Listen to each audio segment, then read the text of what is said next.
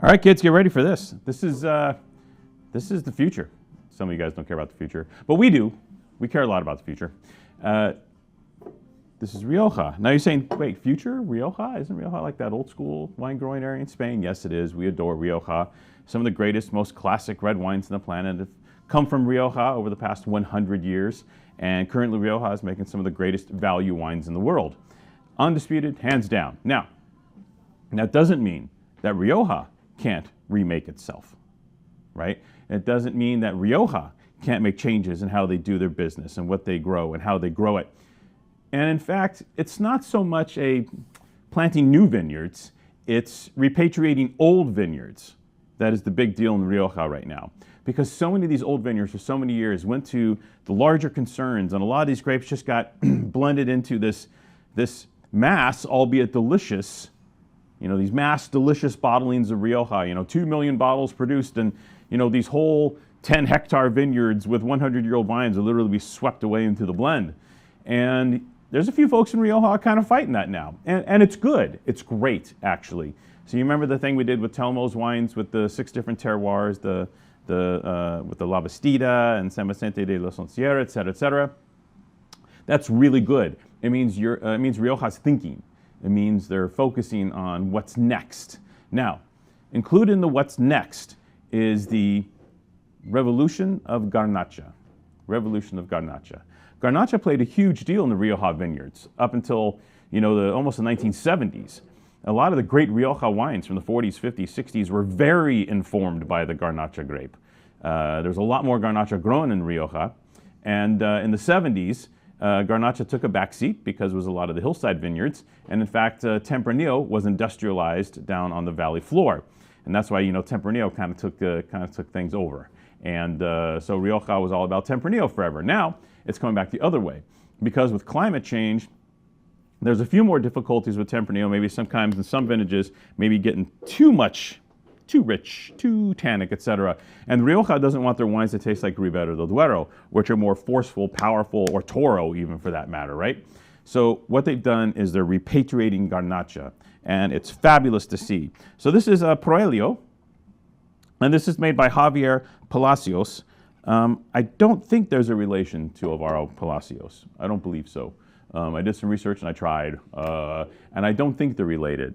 But in fact, Javier, I don't think so, because Javier got his start with the Ribera del Duero project called Truce, which we've sold here before in the past, another really sensational wine from the Ribera del Duero area. So now he's doing this Rioja project, and he also has a white Rioja project, which is very exciting, focusing a little more on the Maturana grape, but I digress.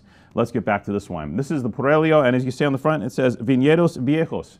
And that's because he is focusing on old vine Garnacha, old vine Grenache from the southern part of Rioja. And this is an area up in the hills, high elevation area, where a lot of top-notch old vine Garnacha is grown. And for years, this area was used by Cune, Muga, et cetera, to really give that, that 5% or 8% in the blends. A lot of the Grenache was coming from this zone. And now they're utilizing this Grenache on its own into these cuvées. Because yes, you can have a 100% Grenache Rioja wine. I bet you didn't know that. This wine is 100% Garnacha from 80-year-old vines. 80-year-old vines. Beautiful hillside, 500, 600 meter elevation, high elevation vineyards that produce this. So when you have the high elevation, you don't get the overtly sappy Kirschy characters that you get from Grenache, say in Châteauneuf-du-Pape. Here, you get energy. You get that kirsch, that cran raspberry character, that beautiful Grenache fruit. But here you also get that nice little dustiness that is very Riojano, and you get a greater sense of energy in the wine, which I absolutely adore. By the way, he handled this properly. This is all aged in larger wooden vats. All right, so no new oak. No small barrels. This isn't stainless steel. This is all aged in, basically older wood vats, just like they do for the most part in Châteauneuf. All right. So this wine has that kind of mojo, but think of Châteauneuf like a brighter Rioja version of Châteauneuf, and that's kind of what you get here. Super cool.